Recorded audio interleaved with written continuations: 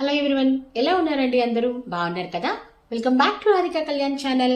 ఈ రోజు వరకు మనకి ఎంతో పవిత్రమైన కార్తీక పురాణంలో 16 అధ్యాయాలు అయితే చక్కగా చెప్పుకొని ఉన్నాము. ఈరోజు 17వ అధ్యాయం వచ్చేసి అంగీరసుని ఉపదేశము. కార్తీక పురాణంలో 17వ అధ్యాయము అంగీరసుని ఉపదేశము. ఓం నమః శివాయ.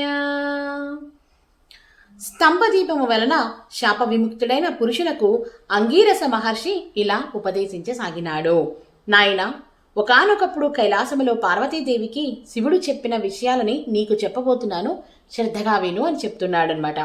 అంతఃకరణానికి తత్వపారాలకి బుద్ధికి సాక్షి సత్ చిత్ ఆనంద రూపి అయినటువంటి పదార్థమే ఆత్మ.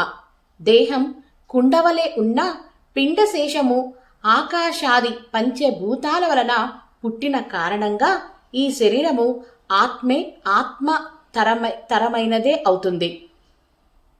ఆత్మతరమైనదే అవుతుంది తప్ప ఆత్మ మాత్రము కాదు. ఇదే విధముగా ఇంద్రియాలు గాని, అగోచరమైన మనస్సు గాని, అస్థిరమైన ప్రాణము గాని ఇవేవి కూడా ఆత్మ కాదు.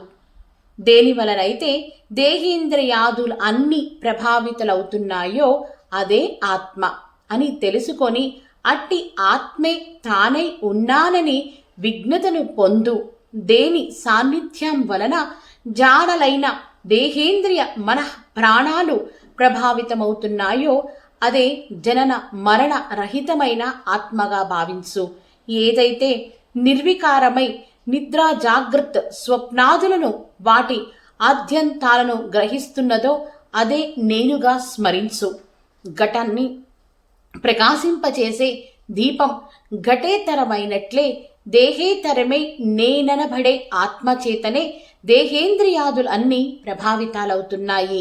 అదే విధముగా సర్వమయేవేంద్రియ సంపూర్ణ దేహాన్ని కూడా నేనే, ఇది కాదు, ఇది కాకపోతే మరి ఏది అని ప్రశ్నించుకుంటూ పోగా మిగిలేదే ఆత్మ అని అర్థము. అదే విధముగా సత్యం, జ్ఞానం, అనంతం, బ్రహ్మ అనే వాక్యార్థుల ద్వారా ఆత్మ నరయగలదని అర్థం చేసుకో. ఏదైతే సర్వజ్ఞ సంపూర్ణ శక్తిమంతంగా వేదాలు కీర్తిస్తున్నాయో అట్టి బ్రహ్మాన్ నేనే అని గుర్తించు.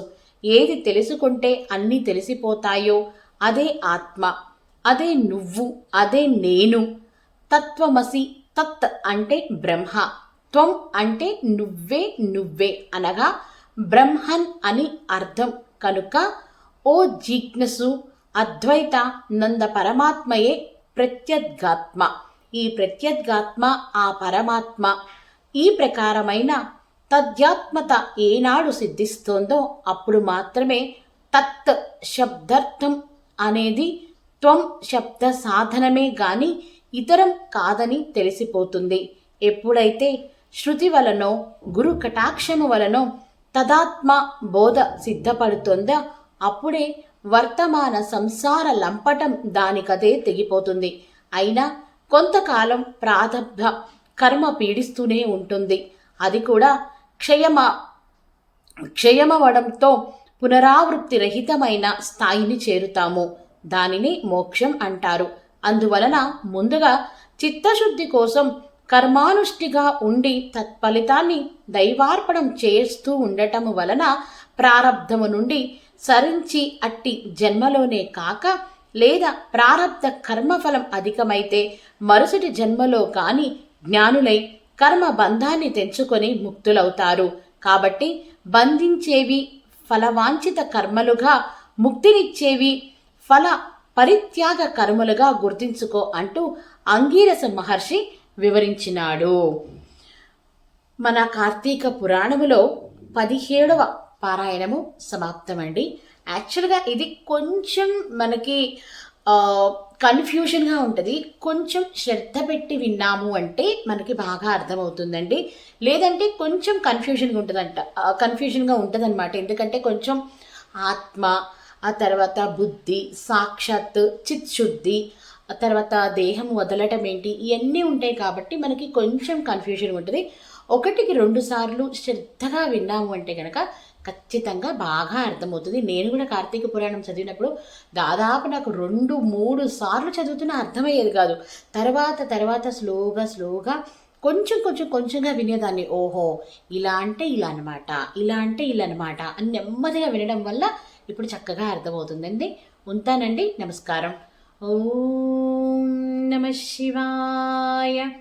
ఓం నారాయణాయ. ఓం గోవిందాయ నమః.